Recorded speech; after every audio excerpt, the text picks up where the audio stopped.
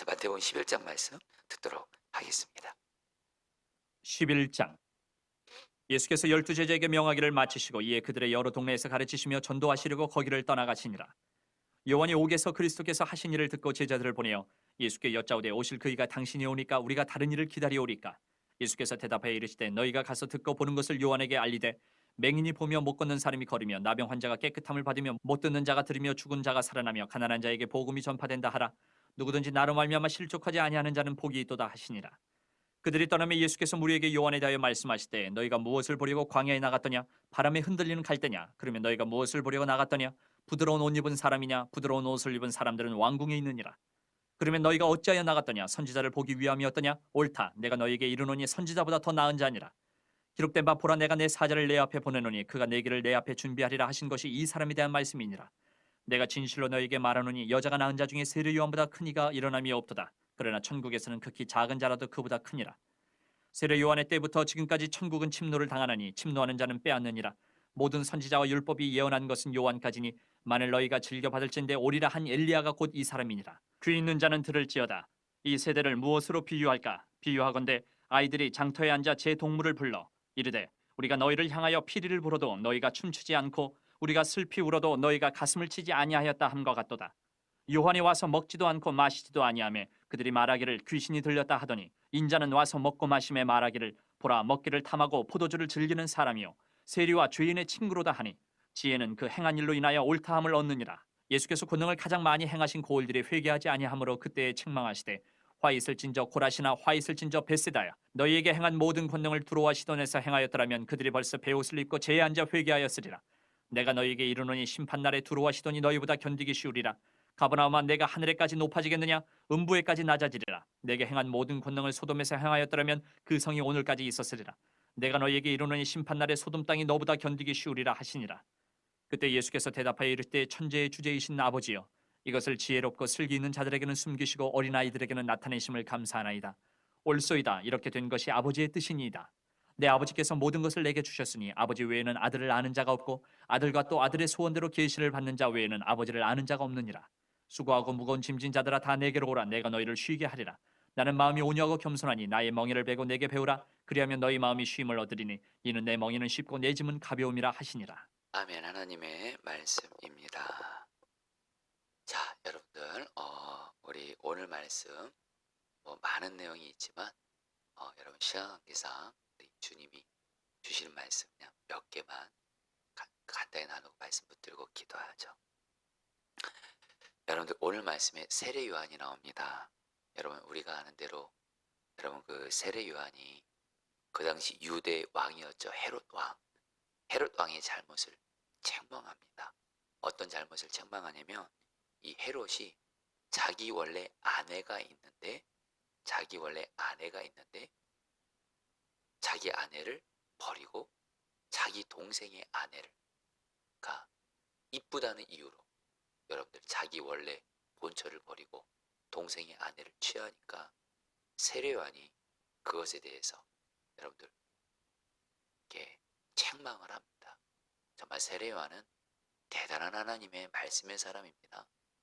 그 하나님 말씀 앞에서 누가 죄를 지었든 이렇게 왕이든 누구든 말씀을 꼬지고들에 전하는. 그러니까 여러분 헤롯이 어떻게 해요? 세례 요한을 여러분들 감옥에 집어넣죠. 자, 그런데 여러분 오늘 말씀에서 좀 이상한 게 있습니다. 세례 요한이 감옥에 있으면서 그 자기 제자들을 예수님께 보내면서 앞으로 오실 메시아 그리스도가 당신 맞습니까? 이렇게 물어요. 성경 있으신 분들 여러분들 한번 2절 3절 말씀 같이 한번 읽어볼까요? 요한이 옥에서 같이 읽겠습니다. 시작. 요한이 옥에서 그리스도께서 하신 일을 듣고 제자들을 보내어 예수께 여짜오되 오실 그이가 당신이오니까 우리가 다른 일을 기다리오니까. 여러분 세례 요한이요. 여러분 항상 성경을 읽을 때 그냥 이렇게 물론 그 말씀을 그대로 믿는 것도 너무 중요하고요. 그러나 어쨌든 궁금한 부분이 있으면 이렇게 성령님께 질문도 해보고 이렇게 이게 왜 그럴까요? 물어보고 그리고 만약에 모르면 여러분 목회자들에게 물어봐도 되고 여러분 거기에 주님 메시지 주님이 주는 귀한 메시지가 있어요. 여러분 여기서 뭐가 궁금하냐면 세례 요한이 여러분들 예수님이 그리스도인 걸 의심하는 거예요. 여러분 이게 왜 궁금한 거냐면 마태복음 3장에 보면 여러분 세례 요한은 자기를 어떤 사람이라고 인정했죠? 예수님이 오시기를 준비하는 자로서 준비하는 자라고 하면서 예수님이 그리스도인 것을 진정 믿었던 자예요. 그리고 여러분 요한복음을 보면요. 세례 요한은 예수님을 향해서 뭐라고 말해요? 세상 죄를 지고 가는 어린 양이시다. 바로 예수님이 우리를 죄에서 구원하신 그리스도시다. 이렇게 고백했어요. 그리고 예수님에게 성령님이 비둘기처럼 임하는 것을 보았다고 했어요. 그러니까 여러분 예수님 당시에 세례 요한만큼 예수님이 그리스도신 것을 알고 믿었던 사람은 없습니다. 그러니까 다른 사람은 의심해도 세례 요한만큼은 예수님이 그리스도인 것을 의심할 수 없었던 사람인데 오늘 말씀에서 세례 요한이 예수님이 그리스도인 걸 의심하는 거예요. 오실 메시아 그리스도가 예수님 정말 당신이 맞습니까? 이렇게 의심한 거예요. 한마디로 믿음이 흔들린 거예요. 여러분 왜 그럴까요? 왜 세례 요한이 그렇게 믿음이 좋았던 세례 요한이 어떻게 이렇게 믿음이 흔들릴 수 있었을까요? 이것에 대해서 성경학자들이 여러 해석들이 있는데 그 중에 가장 여러분들 그 올바른 해석으로 여러분들 생각하는 게 다른 거 아닙니다. 이유는 단순합니다. 세례 요한이 감옥에 갇혀 있으면서 그 고난이 너무 힘든 거예요.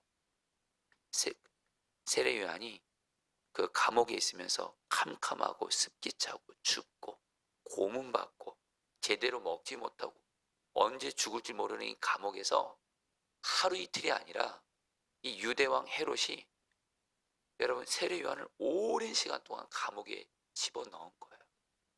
그러니까 여러분 세례 요한이 어떻게 된 거예요? 고난이 너무 크니까 고난이 너무 오래 지속되니까 믿음이 흔들리면서 예수님을 의심하게 된 거예요. 여러분 저는 이 해석에 저는 전적으로 동의합니다. 뭐 다른 여러 가지 해석들도 있지만 그거는 여러분들 뭐 이렇게 성경을 이렇게 좀 알게 되면 뭐 다른 해석들은 좀 아닌 것 같고요.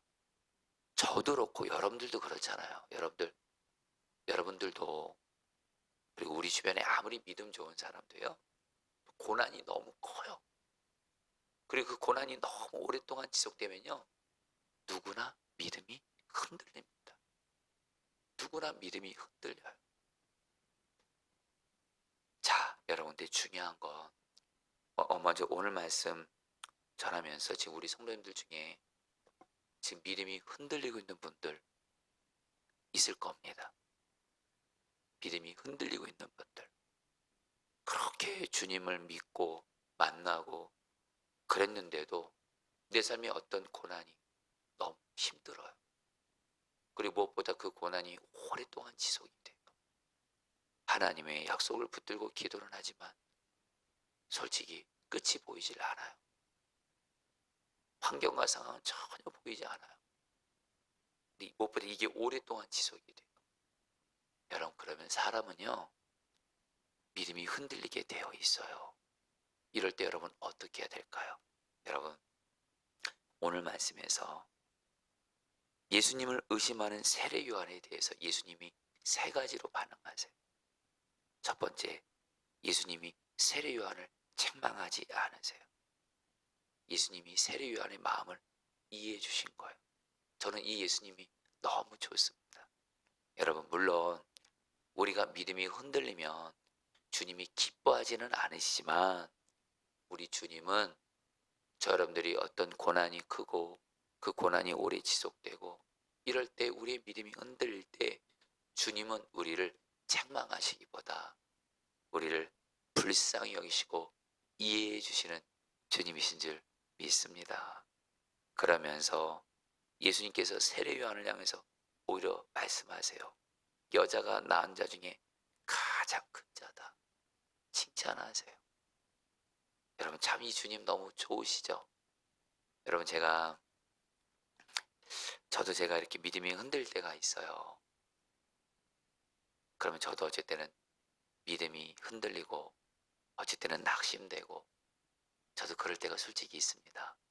그러면 제가 주님을 바라보면 주님은 이런 나를 책망하시지 않을까? 근데 여러분 정말입니다. 주님은 저를 책망하시기보다 저를 위로해 주시고 그래도 너 믿음이 흔들리는 것 같아도 이렇게 나 붙잡고 버텨주고 있어서 고맙다. 네가 이렇게 버티고 살아있어서 고맙다. 죽지 않고 살아서 끝까지 나를 붙들고 있어서 고맙다. 여러분 제가 이런 음성을 주께 들을 때 종종 있습니다. 여러분 이거는 저에게만이 아니에요. 성경에서 주님이 하나님의 사람들에게 그런 위로를 주세요. 여러분들도 똑같아요. 그러니까 여러분들 내가 믿음이 흔들리고 이럴 때 내 믿음은 왜 이 모양이야 이러면서 하나님이 나 보고 실망하시겠지 이렇게 생각하지 마시고 주님은 우리에게 위로와 사랑의 주님이신 줄 믿습니다. 그런데 중요한 거 여러분 정말 중요한 거 있어요. 예수님이 세례 요한을 향해 어떻게 반응하세요? 예수님을 의심하는 믿음 있는 세례 요한의 믿음을 회복시키세요. 어떻게 하신 줄 아세요? 세례 요한에게 하나님의 말씀을 들려주세요. 예수님이 여러분 4절 5절 말씀 여러분 성경 있으신 분들 같이 읽겠습니다. 예수께서 시작 예수께서 대답하여 이르시되 너희가 가서 듣고 보는 것을 요한에게 알리되 맹인이 보며 못 걷는 사람이 걸으며 나병한 자가 깨끗함을 받으며 못 듣는 자가 들으며 죽은 자가 살아나며 가난한 자가 복음이 전파된다 하라. 자 여러분들 예수님께서 세례 요한이 믿음이 흔들렸잖아요. 어떡하세요? 세례 요한 예수님을 찾아온 세례 요한의 제자들에게 이렇게 세례 요한에게 전하라고 하면서 바로 이사야 35장 4절 6절 말씀을 보면 이사야가 앞으로 그리스도 메시아가 오게 되면 이사야 선지자가 예언해요. 예수님이 오시면 맹인이 앞을 보게 되고 못 걷는 사람이 걷게 되고 나병한 자가 깨끗함을 받고 못 듣는 자가 듣고 죽은 자가 살아나고 가난한 자가에게 복음이 전파될 것이다 말씀하셨어요.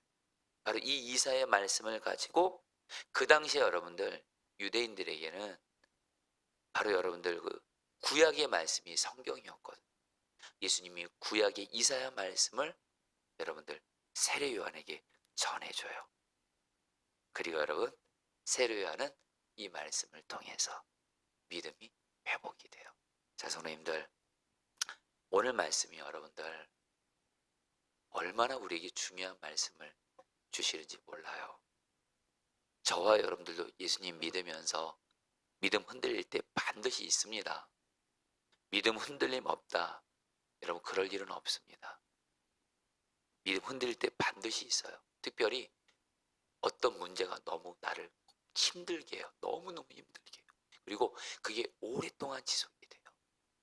기도에도 응답이 보이지 않는 것 같고 이때 우리 믿음이 흔들릴 때 저와 여러분들 근데 믿음이 흔들린 상태로 그대로 되면 절대 안 됩니다. 빨리 오뚜기처럼 파닥파닥 일어나야 돼요. 근데 얼마든지 그렇게 할 수 있어요. 그것은 바로 뭡니까? 하나님의 말씀을 듣는 거예요. 할렐루야. 로마서 10장 17절 이 말씀은 신앙생활하는 우리에게 절대적으로 중요한 말씀이에요. 믿음은 들음에서 나며 들음은 그리스도의 말씀으로 말미암았느니라. 믿음은 어떻게 생겨요? 말씀을 들을 때 믿음은 생기는 거예요. 여러분 정확히 말하면 여러분 믿음은요 믿으려고 애쓰는 것이 아니에요. 여러분 믿으려고 애쓴다고 해서 믿어지던가요? 믿음은요 믿어지는 거예요. 어떻게 믿어질까요? 성경은 우리가 믿음이 생기는 방법에 대해서 두 가지를 말씀합니다. 하나는 믿음의 주요 온전케 하시는 예수를 바라보라. 이 말씀을 정확히 번역하면 예수를 바라보면 우리 안에 믿음이 생긴다는 뜻이에요. 믿음이 온전케 된다는 거예요. 그러니까 여러분, 믿음이 생기려면 예수님을 바라봐야 돼요. 문제 바라보면 안 돼요. 여러분들 다 경험해 보셨죠? 문제 바라보면 믿음 한순간에 다 무너집니다. 근데 예수를 바라보게 되면 믿음이 생기게 돼. 믿음이 여러분들 세워집니다. 근데 또 하나가 있어요. 바로 말씀을 들으셔야 돼요. 말씀을 들어야 믿음이 생겨요. 믿어진다라는 거예요. 자, 여러분들에게 근데 이 우리들의 믿음은 오직 말씀을 통해서 생긴다. 이 말씀을 여러분에게 전하면서 여러분에게 꼭 두 가지를 말씀드리고 싶어요. 하나, 그것은 뭐냐면 여러분, 우리는 이런 생각을 합니다. 체험이 나의 믿음을 생기게 할 거라 생각해요. 여러분, 그렇죠? 여러분들 하나님의 살아계심을 체험하는 거 물론 필요합니다. 그것도 나의 믿음을 세우는데 도움이 됩니다만, 그러나 체험은 나의 믿음을 세우는데 근본적인 해결책이 되지 않습니다. 여러분, 성경적인 예 두 가지를 드릴게요. 우리가 아는 대로 이스라엘 백성들 출애굽해서 광야에 있을 때 그들 얼마나 많이 하나님 기적 경험 많이 했어요. 홍해 바다 갈라지는 거 이스라엘 사람들 경험했죠. 여러분들 매일매일 저기 물 하나 나오지 않는 사막에서 여러분 반석에서 물이 나왔죠. 이외에도 얼마나 많이 이스라엘 백성들이 하나님을 체험했어요, 여러분들. 근데 그 이스라엘 백성들의 결론이 뭐죠? 하나님 원망해서 여러분 광야에서 다 죽었어요. 여러분, 저 여러분들 꼭 아실 거 있습니다. 체험이 내 믿음을 세워줄 거다. 아닙니다. 한 가지 더. 여러분, 예수님이 이 땅에 계실 때 예수님이 얼마나 많은 기적과 이사를 행하셨어요. 죽은 자도 살리시고. 그런데 여러분, 그런 예수님을 그 수많은 이적을 봤던 수많은 사람들이 한때는 예수님을 인정하다가 나중에 여러분 예수님 십자가에 못 박는 사람들로 바뀌잖아요. 여러분, 다시 말해 체험이 필요 없다라는 게 아니에요.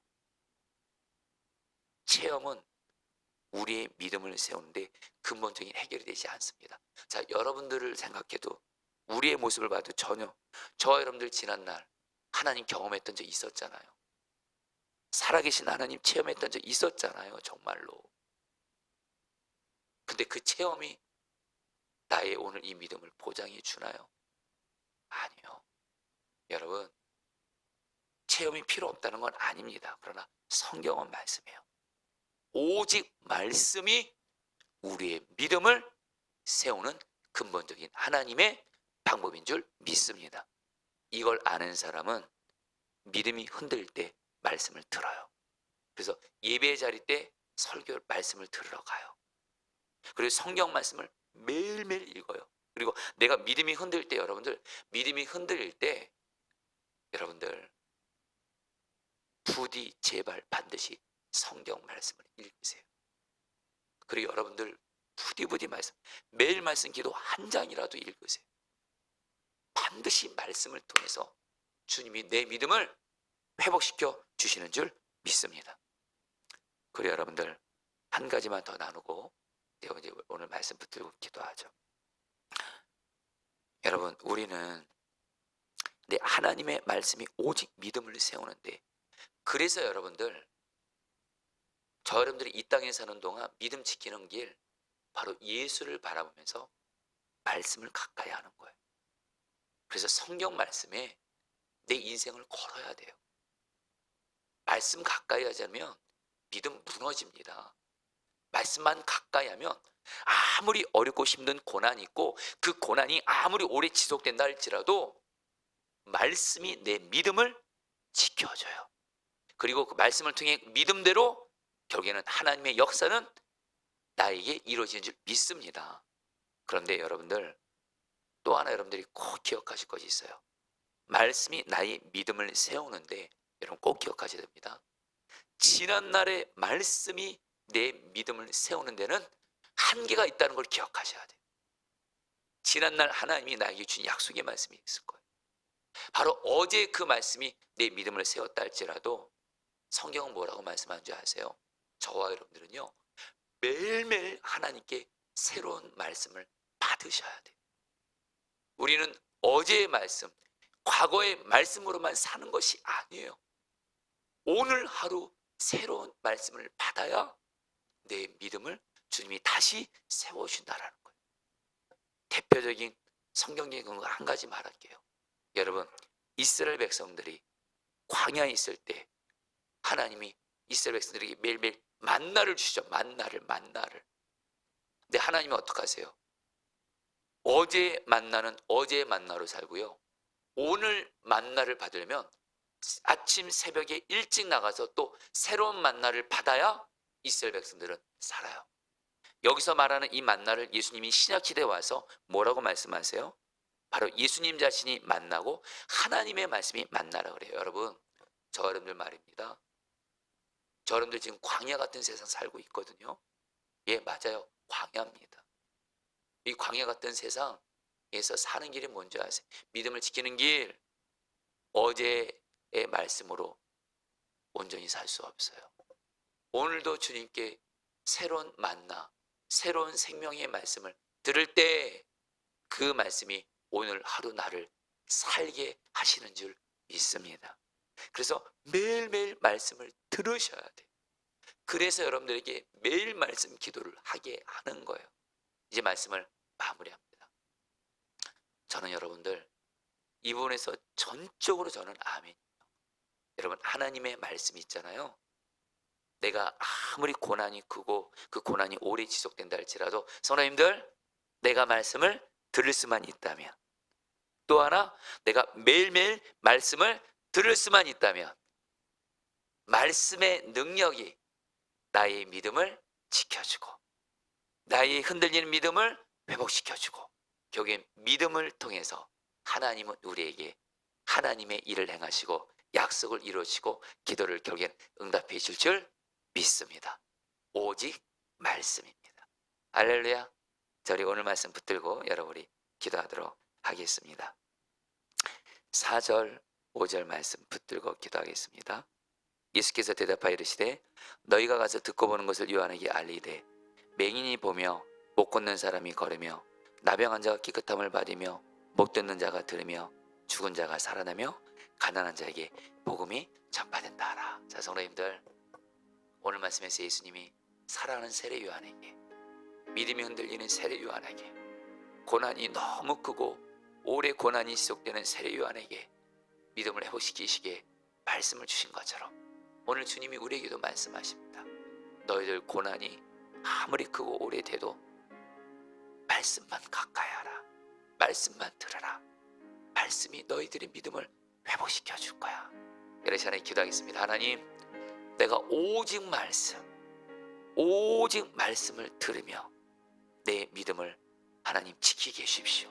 혹시 이 시간 내 마음에 흔들리는 믿음이 있다면, 지금 주님이 안 계신 것 같고, 정말 주님이 안 계신 것 같고, 주님이 의심되고 그래 믿음이 무너져 있는 분들이 있다면 기도하세요. 주여, 말씀을 통해서 내 믿음을 회복시켜 주시옵소서. 우리 주 한번 부르고 기도하겠습니다. 주여, 주님 기도합니다. 오 주님, 다스려 주십시오. 역사해 주십시오. 아버지,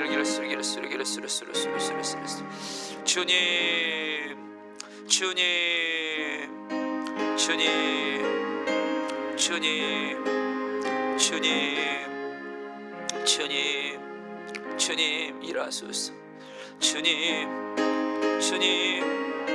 주님의 말씀으로 오직 믿음을 회복시키게 하소서. 말씀을 듣게 하소서. 말씀을 가까이 하게 하소서. 예배 때의 말씀을 사모하게 하시고 성경 말씀을 읽고 묵상하게 하시고, 오 주님, 말씀으로 나의 믿음을 회복시켜 주시옵소서. 주님 기도합니다. 다스려 주시옵소서. 마지막으로 로마서 10장 17절 말씀 붙들고 기도하겠습니다. 그러므로 믿음은 들음에서 나며 들음은 그리스도의 말씀으로 말미암았느니라. 여러분, 이 말씀 붙들고 주님 여러분 기도하겠습니다. 주님, 제가 광야 같은 세상을 살고 있는데 이 광야 같은 세상에서 정말 믿음을 지키기 위해서 어제의 말씀으로 사는 자가 아니라 매일매일 주님이 나에게 주시는 말씀을 듣고 매일매일 주님이 내게 주시는 생명의 만나인 말씀으로 이 광야 같은 세상에서 매일매일 말씀으로 승리하며 살아가게 하여 주옵소서. 특별히 여러분들에게 계속 간절히 고백합니다. 매일 말씀 기도 생명주처럼 여기십시오. 하나님, 내가 매일매일 말씀으로 이 광야 같은 세상에서 믿음을 지키며 승리하게 하여 주시옵소서. 마지막으로 주 한번으로 기도하겠습니다. 기도합니다. 주여, 주님 기도합니다. 주님